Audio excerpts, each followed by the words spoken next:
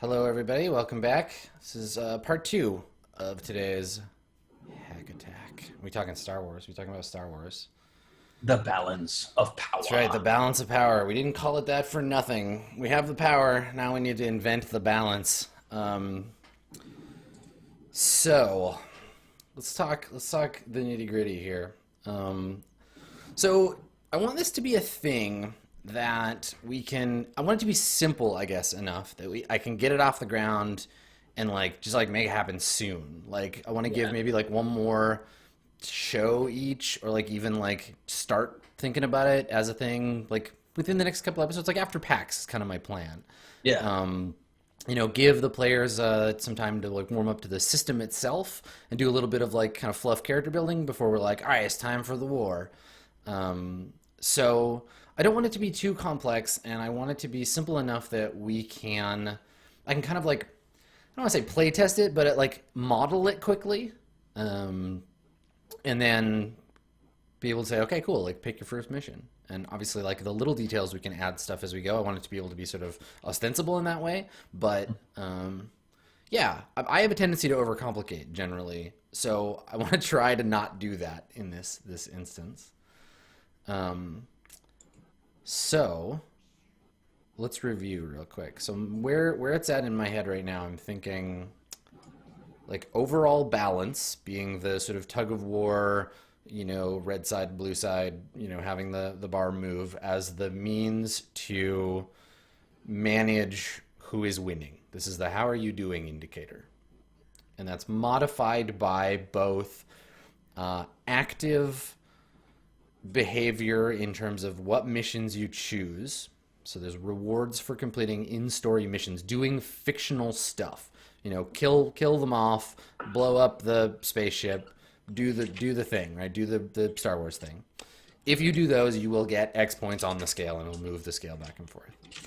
And then the idea of side effect of that also being the three, and I was thinking a little bit on the break about what these cards could be. I really like military control. I really like popular support. And then I think the third one, if we want to go for a more neutral, it could be the underworld, right? Because that's a big part of scum and villainy could be the mid Yeah. card, and that would be the one we would attach to chat, and Yes. it would be they're the underworld, because this game is explicitly not Edge of the Empire. We don't get to play the Han Solos, Yeah. but Jabba and his ilk. I mean, he's dead in our canon, but those people affect what happens in the world. So these are going to be things like someone puts a bounty out on the group. Right? Yeah. If you have control over the underworld, if the underworld is flipped to the red side, the Empire gets to, chat might issue a bounty for them, and then it would be okay, cool, well, I've written up these bounty hunters. They're going to show up in the next episode, right?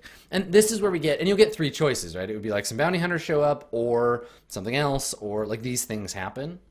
And I kind of feel like that's a good place to go, to start from. Yeah. Yeah. I think that's a really good one. And then also it can be it's really powerful because it can be okay, Chad, you're voting on whether the Empire gets a new mission that is more rewarding than usual, which is a bounty mission that they could pursue or something like that.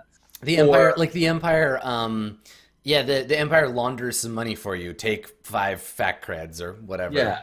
Yeah. Or it could be something where it's okay, chat, do you want to vote in favor of a bounty hunter pursuing the rebels? I imagine there'd be kind of 3 options, right? There'd be a good thing for the person that controls the underworld, a bad thing for the person that doesn't control the underworld, or a neutral but potentially interesting thing that shows up in the show on screen, right? Yeah. Something like that. Yeah. Chat will probably always pick the one that'll show up on screen.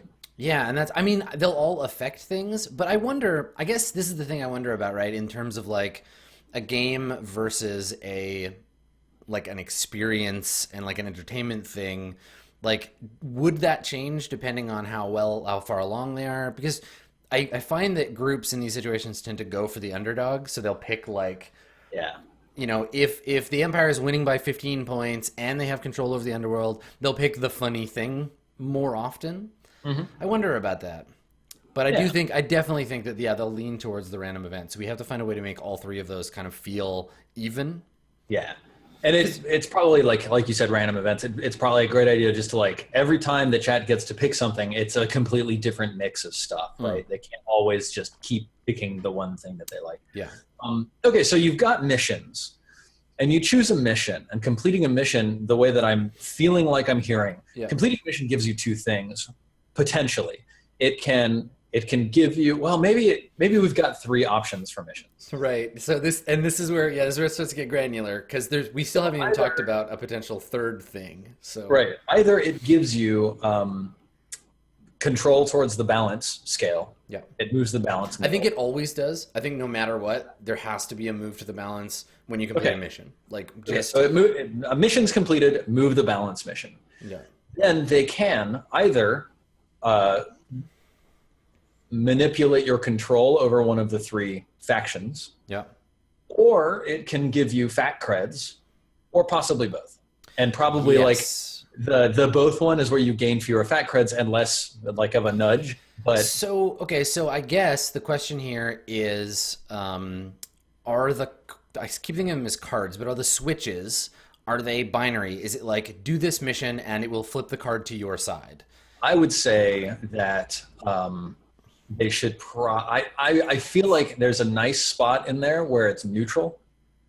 And it's like, what you do is you move it into neutral territory and then you pull it into your territory. It's like that also is a tug of war, right? So yeah, so again, going back to the coin, popular control in a coin game, you have levels of support or rejection of the entrenched government. So this doesn't even have to be a scale where they support the Republic and they hate the Empire. It could just be Empire control is either very strong, neutral, against, or very against, right? Yeah. Where in that case, the New Republic, actually, I guess because the Empire is technically the insurgents now, it would be the other way around. It'd be New Republic control. And the Empire doesn't necessarily, Empire wants, God, it's actually really solid to think about it this way, that I think the Empire wants military control more than they want popular support, because they can just put their boot on your neck and be like, do you support me now?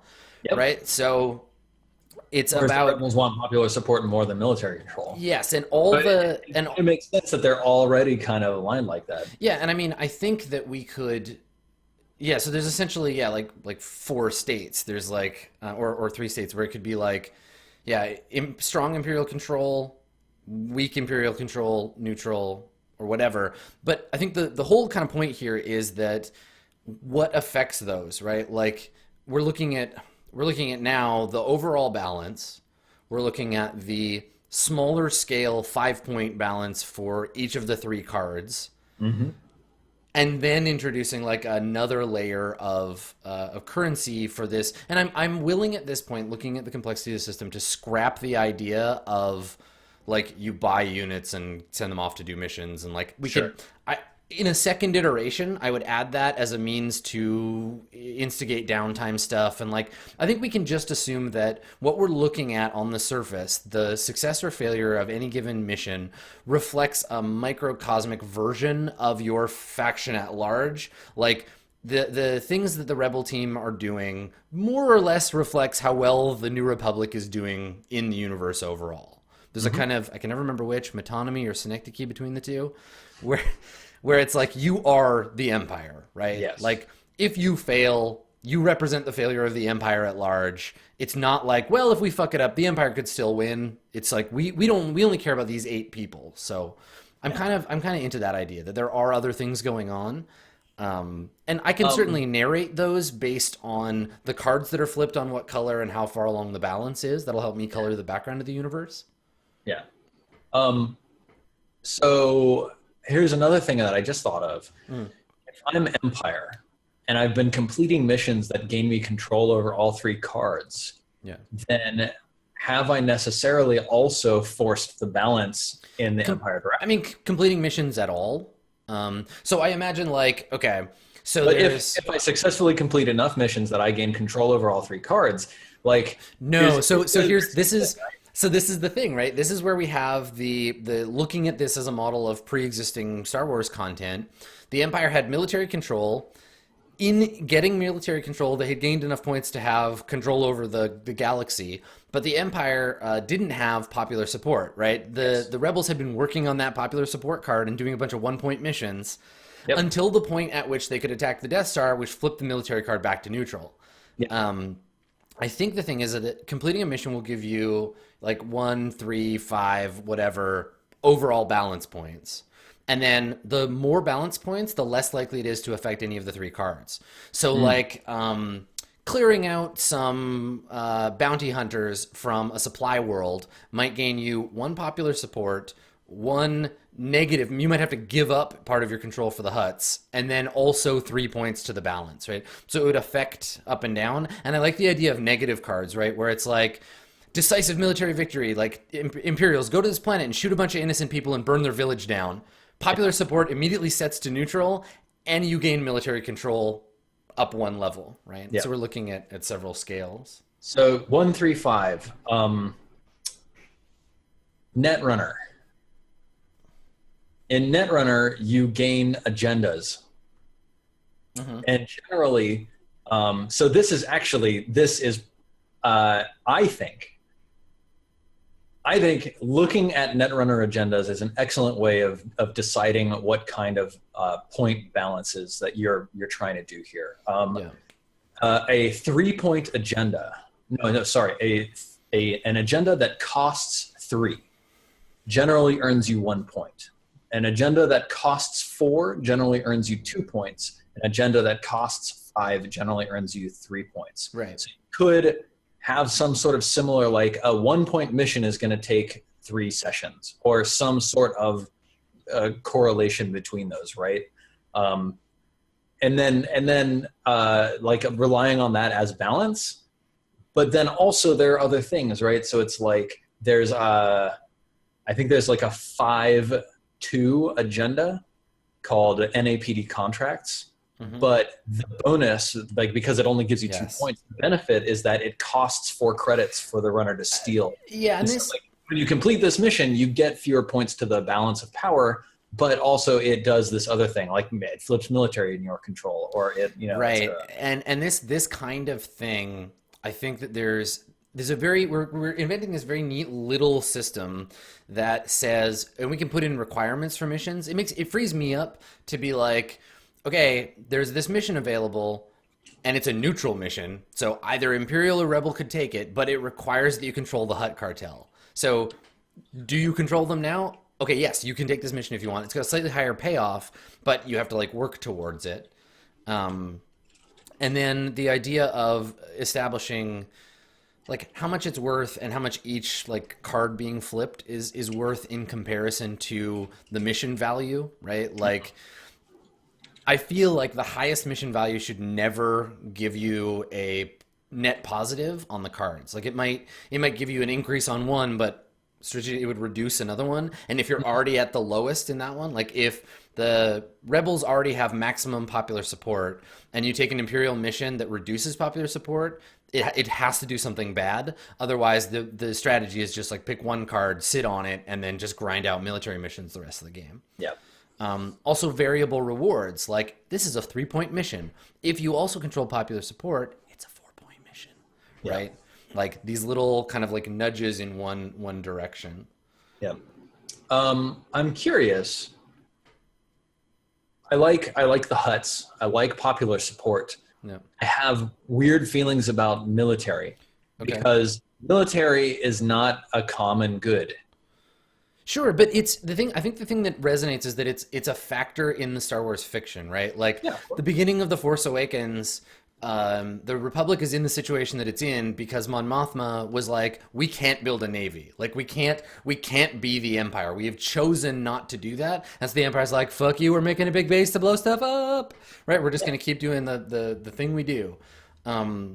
I think, it's not about the size of the military, it's about exerting military control. I want to see the rebels in a situation where they're a little desperate and they're like, we got to give up popular support. We just have to build a bunch of cruisers and blockade this planet. And people are going to be mad and we're going to bombard them from space, but this is the way we're going to win, right? I want war to be the like hard choices, right?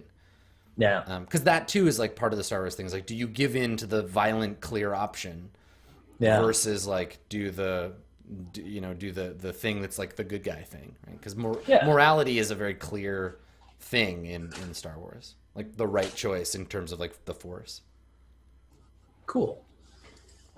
I think it's one of those things where, yeah, I mean, I'm gonna have to come up with parameters for mission rewards and Hmm. then correlate that to, I don't even know if like difficulty of the mission, because that's gonna be a hard thing to figure out. It's about how long the mission will take. Is this a 1 session mission, a 2 session, a 3 session? If you spend Like, 4 sessions working on this mission, is the payoff going to be enough that it potentially mechanically counteracts the 2 missions that the other side did while you were doing that? yes. Yeah. Well, Um, that's why I really like the Netrunner balance, which I think stretches these missions quite long. It's like 3 sessions for 1 point, 4 sessions for 2 points, and 5 sessions for 3 points. So it's always like doing the longer mission is slightly better each time, mhm.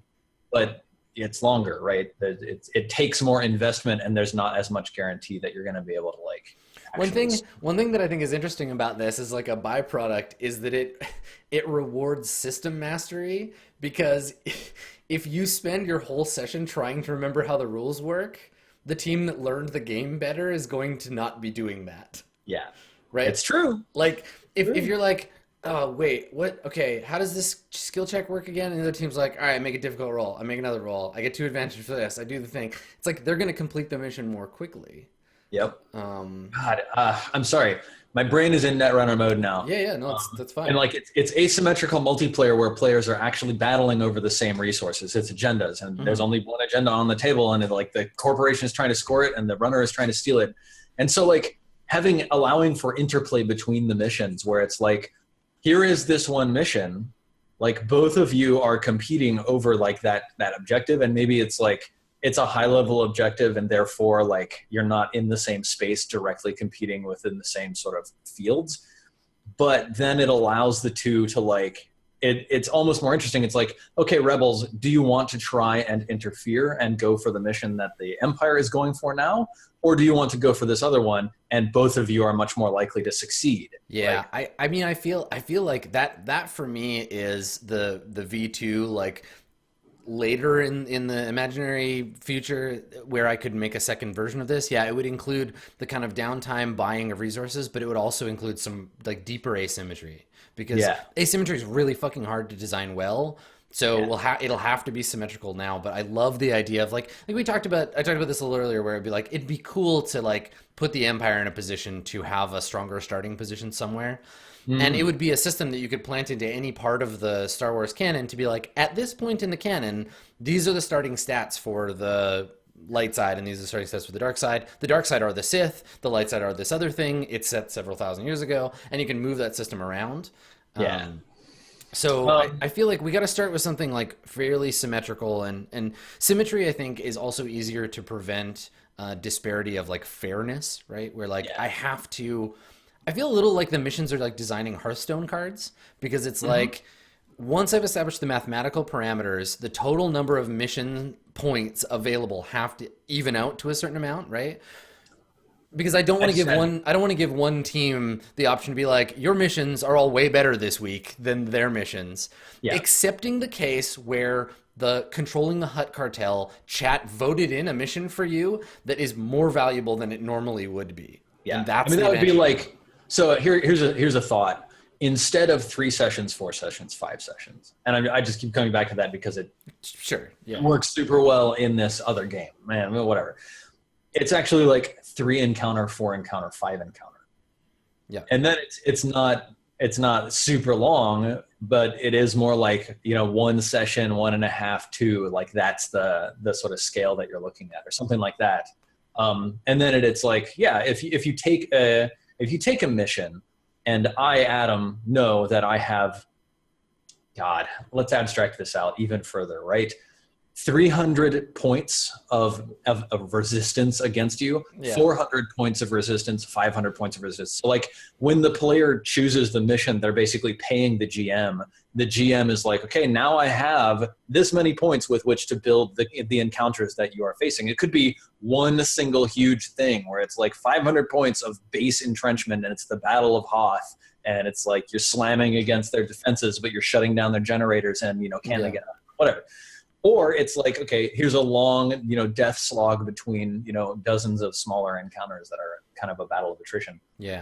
You could even tie that into like how many dark side dice or light side dice you get to give for yourself during these things. It's like, and I feel like that. So we can look at some like side benefits and side costs too, because I also want there to be like for me, my Star Wars, like my main Star Wars game experience, like when I think about Star Wars games, is X-Wing and TIE Fighter, like those games. Yeah. And the missions in those games, I got to go back and play those. I wish I had more time and a joystick. But in those games, especially TIE Fighter, you had the main line of missions. So it was like, in this mission, you are flying a TIE bomber, and your job is to blow up this frigate, right? That's your job in this mission. However, secretly, the Empire, the Emperor's Hand, their agent, has come to you and said, your secret submission is to scan these Imperial transports because we think there's a traitor on board. And when you find out which one's the traitor, blow that up, in addition to your main mission. So what I want to be able to do is include submissions to be able to say, like, your goal is to sneak into this Imperial base and steal some data. But if you also blow up the TIE Fighter hangar, you will get 6 additional points, right? Yeah. Yeah. So that kind of thing, I want that to be available, and I want it to be a gamble, right? Because it will take longer. It's a bigger risk. It requires resources. And if you go after it, there's the chance that it'll take an extra session, but you'll maybe get those points. So like if it's points based, that's basically just turning a 4 obstacle 2-point mission into a 5 obstacle 3-point mission, right? Mm-hmm. But if it's not points, it turns a 4 obstacle 2-point mission into perhaps that extra thing. It removes one of the obstacles. Now it's a 3-2. Or maybe it gives you another reward, like a story reward. So it's like, it was a 4-2, but also now we have a grav tank. Yeah, totally. And I think the thing here is like establishing the mathematical basis of those points you were kind of talking about. Like, how do I build a mission if I add in an additional thing that I think will take, another full scene, right? Because I think if we want to look at it in terms of the cost being time, we can essentially break down like how much time do we have of like on the table, eyes on screen, like role playing in a 4-hour period. When I say role playing, like engaging with the game, right? We lose. It's kind of 3 hours. Yeah, we lose half an hour at the beginning. We lose 15 minutes. Let's call it like another 20 minutes to breaks, and then another like 10 minutes at the end for like outro. So call it 3 hours.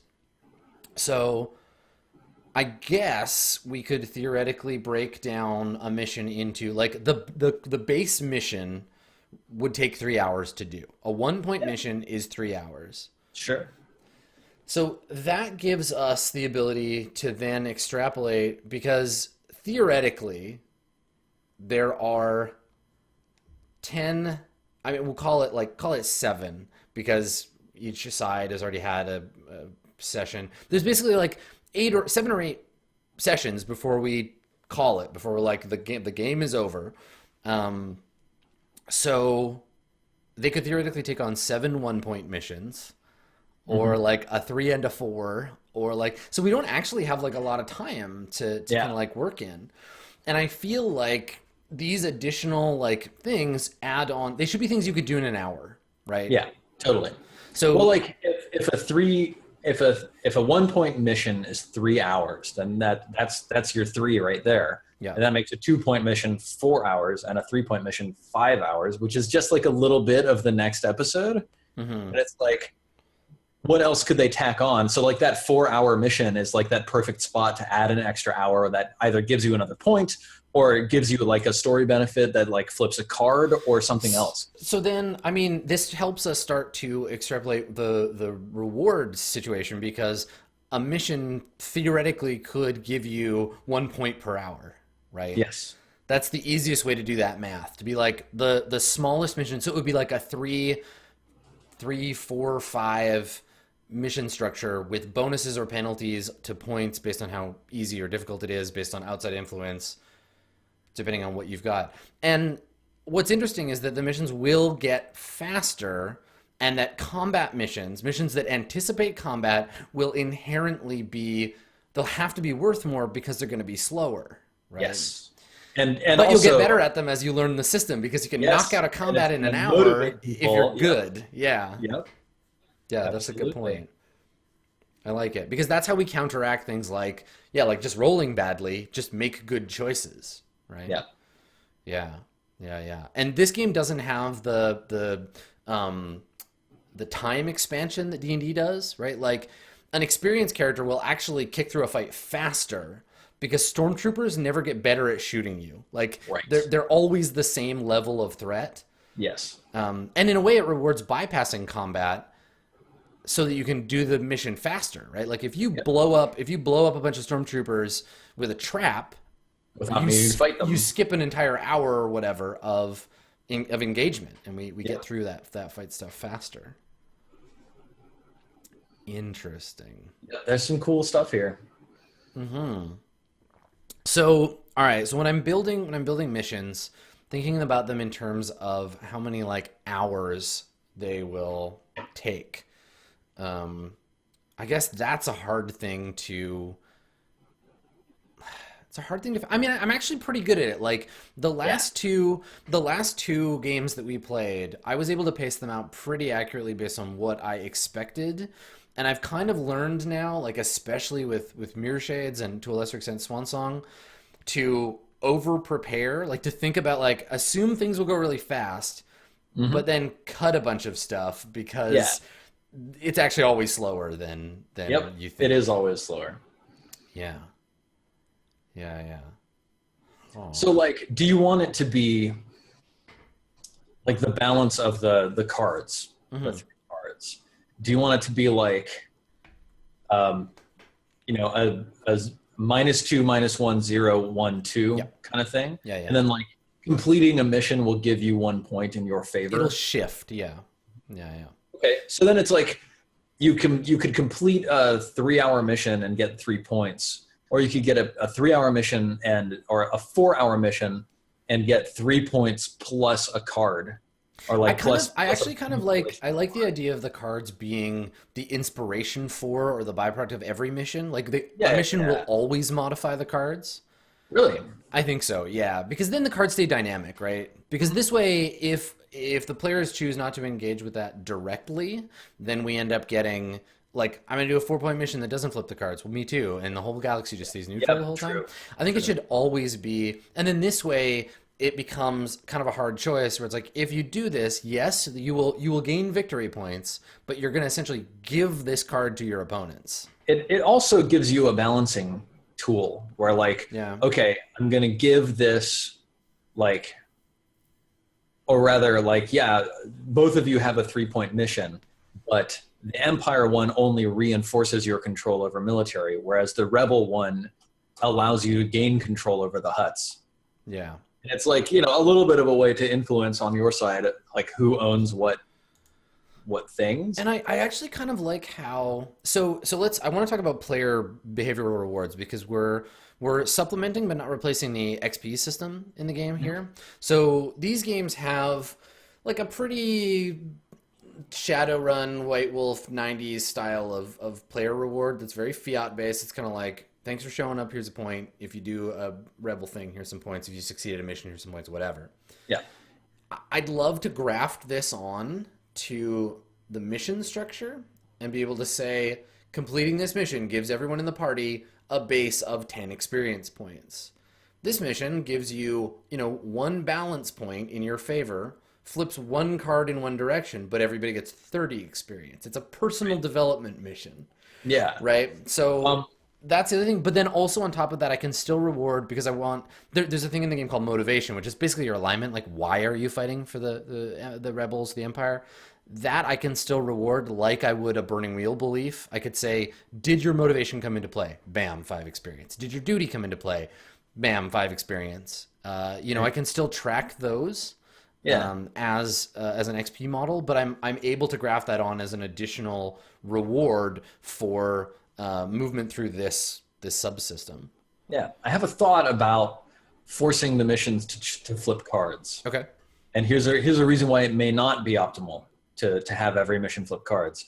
If you offer players 3 missions, because who's ever going to choose from among 3 missions? Mm-hmm. And there's the easy, 3-point, 4-point, 5-point mission or whatever, right? Yeah. And if each of them flips a different card, then it's like the weak mission flips this card, the middle mission flips that card, and the strong mission flips that card. And it's like, all of a sudden, if you want to allow players to both choose the difficulty level that they engage at and choose which card they want to address, you're exploding the number of missions. I guess what I want here is the choice to be difficult between getting a card you want but taking a suboptimal mission for the overall balance versus giving up a card you already have in exchange for further points. Mm-hmm. That kind of thing. Yes, that's I think the decision that you want is like, okay, maybe it's actually that the 3-point mission can flip card A or B. The 4-point mission can flip card A, B, or C. Or maybe it's like 3-point flips A or B, 3 points flips card A. Yeah. 4 points flips card either B or C. And 5 points just gives you 5 points. Yeah. Or flip it. It's like 3 points. The 3-point mission flips card A or B. 4 points flips card C. And 5 points doesn't flip any cards. And then it's like, if you choose the mission that doesn't give you as many points, then you have a much greater level of control over like the card state and like what resources you have. Mm-hmm. So it's like rewarding you for taking less points by giving you more of this other thing. Yeah, and we would have to think about how those 5 levels of like, because obviously all 3 cards at neutral, nothing happens. The Hut cartels, the underworld card, Scum and Villainy is a wild card. So that one is the only one that's 3 states, right? Empire, Rebel, Neutral. If it's either way, every week there's a vote. It could be something good. It could be something chaotic. Like, you're not really going to be able to make an informed decision on that one.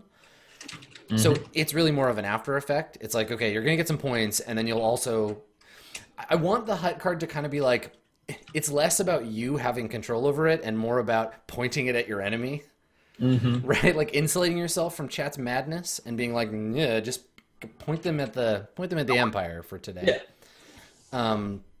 So I feel like the trick here is going to be about trying to make all of that seem like that it's not the obvious choice just to go after the 5-point missions over and over, right? Like the cards are valuable, and I want them to affect, and this is where we could add in like ways you could cheat, right? Like it buys you like X amount of free upgrades per hour, right? Yeah. And if you have military control, you get one military role,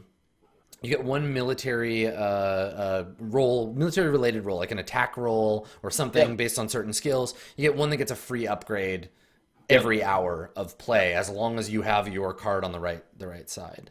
Totally. It's like combat encounters get a free upgrade every hour. Social encounters get a free upgrade every hour. I think that's the most basic way to do it. The HUD one is the one that's like fucking with the other team. Totally. So it's like whoever owns the HUD, it's like the other team is going to have bounty hunters coming after them, or they're not going to be able to get their goods through, or they're going to have like weird sidetracky things. Yeah.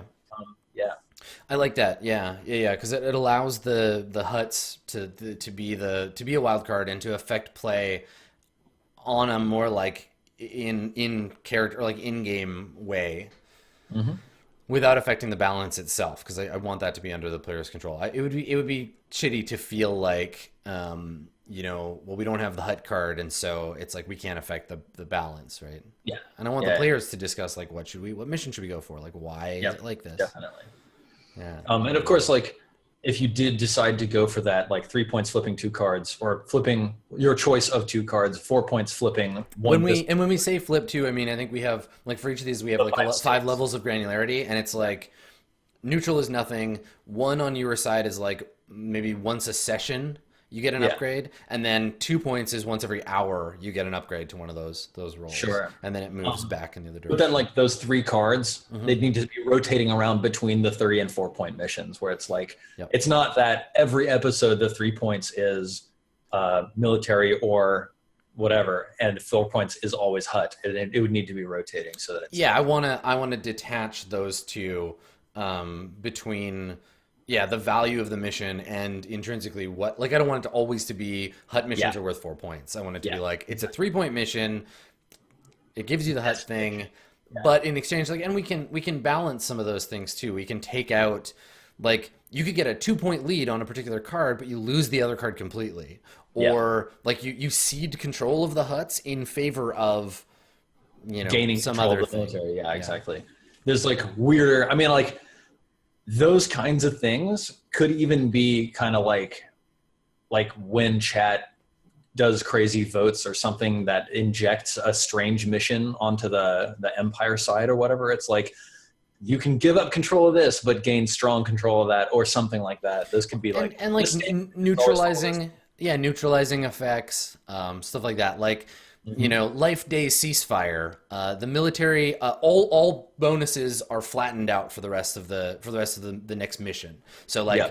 it neutralizes the people who have control of the cards, but also like neutralizes the ones that don't, flattens everything out to the beginning again. Yeah, there's like Mhm. a lot of room even with just that sort of simple Yep. setup. That's fun. That's a fun one. Yeah, I like the idea of being able to kind of move that stuff around that way.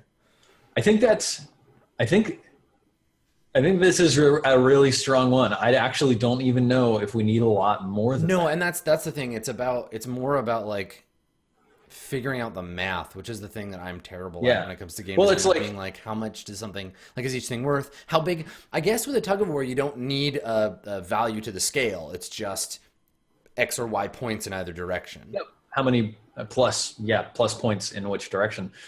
Really, the math of this is in balancing what a 3 point mission is, what a 4 point mission is, what a 5 point mission is. I mean, like I know that you internally you have in your mind how long it tends to take people to do things, and that you're tying 3 hours to a 3 point mission, and 4 hours to a 4 point mission, 5 hours to a 5 point.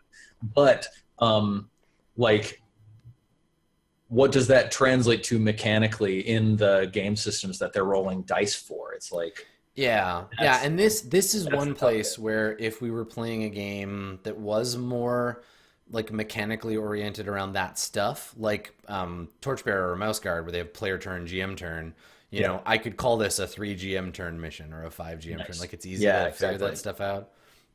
Um, that I think is a thing that I'll have to like look to some other games to kind of figure out kind of how that is structured. But I think, like, in my mind, tying it to time spent is important, sort of in terms of like that's a currency that we're actually able to judge, Yeah. right? Like, So that's all I have available, really. I have a question for you, Adam. I'm not actually super familiar with the Edge of the Yeah. Empire system or whatever it is, Force and Balance. What do you I'm use? using Age of Rebellion. Age of Rebellion. Yeah. I'm not super familiar with it. Does combat take way more rolls than social encounters? Yes. Okay. Yeah, unfortunately. Yep. That So sucks. social stuff is resolved in one roll. Mm-hmm. Um, if I was That's if I was like really like, but it's fine because it's supposed to be like conflict, armed conflict is a part of Star Wars and like takes up a lot of time in the trilogy, right? Like, yes. so that's that's the thing I'm okay with. That Well, it's that's like a mechanical that's focus there. fine, but it does make it a bit harder to balance because the players are motivated to solve everything through social encounters that just take one roll and then they're gone. Sure.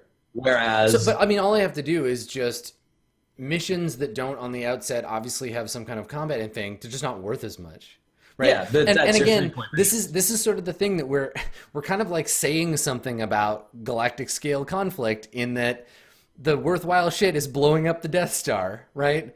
Yep. The rebels are not pacifists. Like, the way they won was punching the Empire in the face over and over until the Empire died. Yep, totally. We don't see the hearts and minds battles in Star Wars. That's why, I mean, that's why I think a lot of the stuff in the original or the prequel trilogy felt so off brand, because it was like, who cares about trade sanctions? Fuck. Yep. Oh Like it's just God, not, that's it's not not on even brand for Hearthstone. Star Wars. Jesus. Yeah. So it's just not Um, important. I mean, yeah. if I wanted to equally balance the hearts and minds thing against the boots on the ground, guns in hands thing, I would probably create some kind of like thing for that. Like I'd Okay, okay, create a okay. system of initiative based, and you could do it. It's not that hard, but I Here's what don't I think care then. enough. I think like the primary obstacles for all of these missions should be almost like forced combat. Like you can't get your way around it. Yes. Oh yeah. Yeah. Yeah. Then there are possible side things that maybe take a little bit longer, but they allow you to annul one or two combat encounters. And Sure. it's like, yeah, if you take the detour, go set up the shape charges on the generator, blow it up, then it causes a cascade that takes out, the stormtrooper barracks, and you've just like eliminated that combat encounter Yeah. Yeah. with Yeah. a couple clever rolls. Totally. Well, or it allows you supplement, and by supplement I mean make quicker combat situations. Like okay, Ewoks, right? So if this were a mission, if the assault on the second, let's say the Battle of Endor, if the Battle of Endor were a mission in this, obviously it'd be a big valuable one. But the on the planet part, the goal is blow up the generator, the shield generator. But the players, Princess Leia's player particularly, used some of her social skills to get the Ewoks to help make that fight faster or more possible. So I Yes. think having chained rewards like that, like the Ewoks were not a victory condition for them. It was a in fiction way to make a fight go faster, Yeah. basically, that it would ensure that they would win. Hmm. So I think there's definitely room for that, and I also think that like social stuff like that really fundamentally in a Star Wars fiction level is secondary. It's a non-primary activity of troopers in the rebellion. And what I think is good about that for me is that I can look at combat as a distinct element of play, and because we're focusing on the military goals of the Imperial Remnant and the New Republic, it's still on brand for the game, right? Like we're not ignoring a part of Star Wars. We're not making the mechanics of the game do something the fiction doesn't also show. Yeah, yeah, yeah. Yeah. Now let me think. Hang on. The Empire does a 5-point mission. Hmm. The Rebels do a 3-point mission, and they flip one of their cards to their favor. Yeah, Then the Empire does a 3-point mission and flips that card in their favor. yeah. And the Rebels do what? I feel like there's something about earning 5, 4, and 3 points that is dangerous from a balance perspective, where it's like, okay, I've earned 5 points for completing a mission. Rebels have earned 3 points on a card. Next time the Empire spends a 3-point mission negating the card, or maybe like they get lucky and they spend a 4-point mission negating the card. They have 9 points to the 3, and then like Well, but in the time, remember, in the time that it takes the Empire to do the 5-point mission, the rebels have theoretically done a 3-point mission and 2/3 of the next mission. a second 3-point mission. Right? Yes. So they should be hammering these things out faster so that when the Yes. Empire goes to start their 3-point mission, the rebels have started either another fast mission or whatever. They've got another card. Like they've had some time to build momentum. Then there is a problem. Yeah. Yep, and it's that it's always more valuable to not do the 5-point mission. What it needs to be is 3 hours, 3 points, 4 hours, 4 points. So 3 hours, 3 points, and your choice of a card. 4 hours, 4 points, and one card. 5 hours, 6 points. Sure. Yeah. Yeah, definitely. Yeah, yeah, I agree. Because then it's like you're getting something for spending longer time that you could get. Yeah, the investment needs to be there for sure. Yep. Yeah, and like that balance, that game balance, is where it's gonna be tricky. I guess like ultimately the thing like my worry is building an unbalanced system and having to adjust it midway, like midstream. But then I also realize that like I'm motivated by this. I'm interested in it as a game thing, but the players aren't really going to care about this. They're going to want to, I mean, they want to win on the surface level, but I have a feeling that mostly they just want to like play their character and have a reason for their character to do cool things. Yep, And totally. that's all basic GMing stuff, which is actually kind of a relief because I can make adjustments to it and I can say, okay, well, like, you know, I want to adjust how much these are worth, so I'm actually going to take a couple of points away from you, but whatever. And in the end, we're doing an experiment. It's not a competition. If you win, all you really get is, you know, a bunch of thumbs up on Twitter. So what's at stake is actually fairly low, as long as the quality of the moment-to-moment stuff in the show is high, which I feel reasonably confident, given the cast that I have and my ability as a GM, it will be no matter what. So yeah, it's for me, the thing that's exciting is just, can I systematize this? Can I make a system that allows the players to engage in a galactic level thing that's also kind of like fun, and will they understand it? Yeah. Yeah. I'm still looking at the balance of these things and like, okay, if you and I do 3-point mission and 4-point missions, Yes. then over time at the intervals of that are divisible by 3 and 4, Yeah. you and I have exactly the same number of points. Right. However, I have had more opportunity to gain more cards. Assuming everything is equal, and I mean, that kind of assumes there's one card, kind of like you may have focused on you know, one particular card that supports the skill set of your team, but the missions that I'm taking might undermine that success. They might like that. There's that sub layer that, yes, at, you know, 12 episodes or whatever, we'll have the same amount of points if you do 3 and I do 4s. Yes. But the 3-point person will You'll have had more impact on the cards. Yeah. Yes. Yeah, for sure. I think the important thing to recognize here is that it's impact on the cards, not direct success in any way. So like, I mean, okay, so here's a good example. In Stars Without Number, there are some episodes where JP uses Higgs's reroll every time he gets, like, every time that it comes up, right? Yeah. But there are some episodes he never uses it. So what you're doing when you buy a card, when you engage with the card, is you engage with the opportunity to use a bonus, but you may not actually get to use it. It may go unused.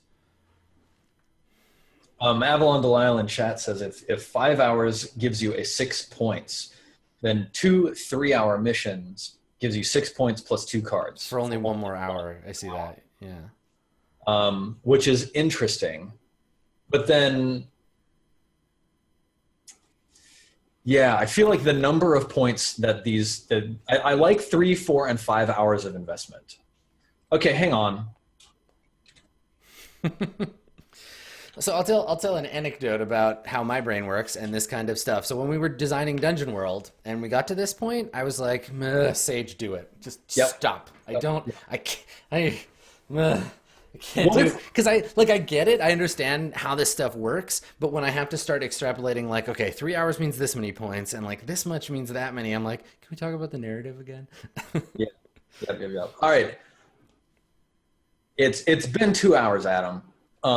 Do you feel like we should wrap up here? My mind is going back to 3 hours for 1 point, 4 hours for 2 points, 5 hours for 3 points.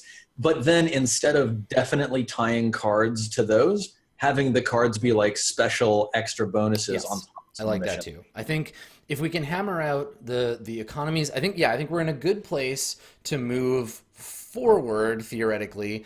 We need to figure out the economies of explicit how many points an hour of time is worth in a mission, how to balance those against each other. Then we have to figure out, like, at what rate do we move the cards and how much implicit value do those have in terms of sacrifice of points against the balance.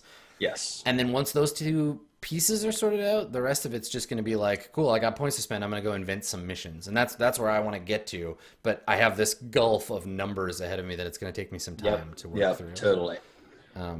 But yeah, it's fascinating. Like this stuff, like designing these things and grafting them onto an existing game, I think is super fun. And I would more than love to sit down with you for another hack attack and literally just look at Netrunner agenda cards and be like, this is the default agenda. It's 3 points or 3 cost for 1 point, 4 4 costs for 2 points, 5 costs for 3 points.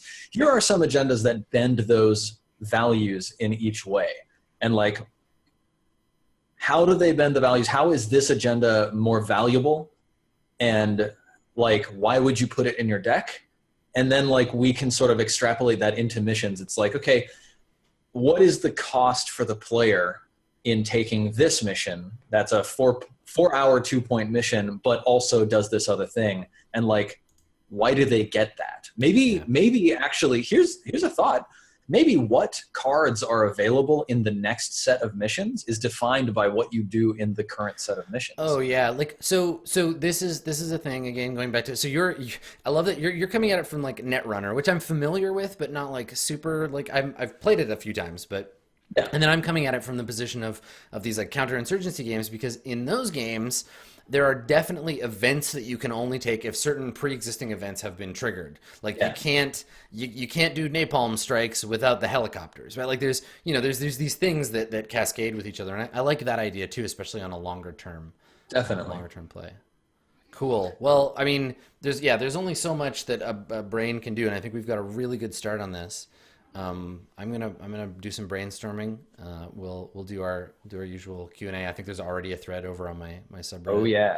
So we'll pop in there and take a look, and hopefully we can have another one of these in not too long a time. And in the interim, I'm gonna play Balance of Power as written. Right, we're gonna play it as it is, and we'll just have missions and do that. And then, we'll start with neutral once things kind of ramp up. Because I think we have a little bit of like 0 level room where the characters are kind of nobodies. And maybe by the time we reach contribution rank 1, which is when you start to like count to your faction, that's when we'll give them access to the faction stuff. Yep. Totally. Cool. Love it. And this stuff is so much fun. I wish that there was like 48 hours in every day, and that weeks Yep. were 12 years long. Yep. And that we never... Can we become unaging game design vampires? Yes, and that we never have to work. Perfect. Yeah, vampires don't have to work. You just need to suck blood. Just suck blood. Yep. Cool. All right. So we'll work on that plan, as that's the side plan. Immortal game design vampires. But in the meantime, Game plan. Totally. cool, man. Well, thank you so much for doing this with me. I'm glad that I have a project that we can work on for the time being. And I'll have to see if I can find some time to start working on a West Marches game. Yeah, do it. Well, I'm here. I'm here to assist. We will, we'll see what we can come up with, and we'll schedule another hack attack for the indeterminate future. In the meantime, in case, again, by some random chance, people don't know, do you wanna tell them where they can harass you on the Totally. internet? So my name is Stephen Lumpkin. You can find me at Silent0siris. The O is a 0 on Twitch, Twitter, YouTube, wherever. Like, it's everywhere. So yeah, definitely check me out. I do some game designy stuff. Probably the next time I'm gonna stream, I might do some streaming Friday. I kind of feel like playing a little Skyrim, so that I can transition into building a Skyrim quest online. Cool. That's On exciting. Twitch, rather. And then, so that might be like Friday-ish, and then Saturday morning we're going to do some more West Marches prep, and then Saturday afternoon is more West Marches with that guy over there. I'm excited. Yeah, so give me a follow, and I tweet out when I stream. That's it. Cool. Well, I'm me. You know who I am. You're in my channel. Twitter's down there. Go follow it. I've got a shit ton of role playing this week. If you're watching this live on Twitch, stick around, because in like an hour and a half, John's going to come and GM some Blades in the Dark for me and Sean and Strash. We got the Six Towers gang tonight. So Nice. check that out. And then obviously, if you want more Steven and Adam action, which I know you do, you can find us on the West Marches over at MEJP. That's it for us for today. This has been a delightful hack attack, as always. Thank you so much for coming, chat, you beautiful midichlorians. I hope we will see you again real soon. Bye, everybody. Bye.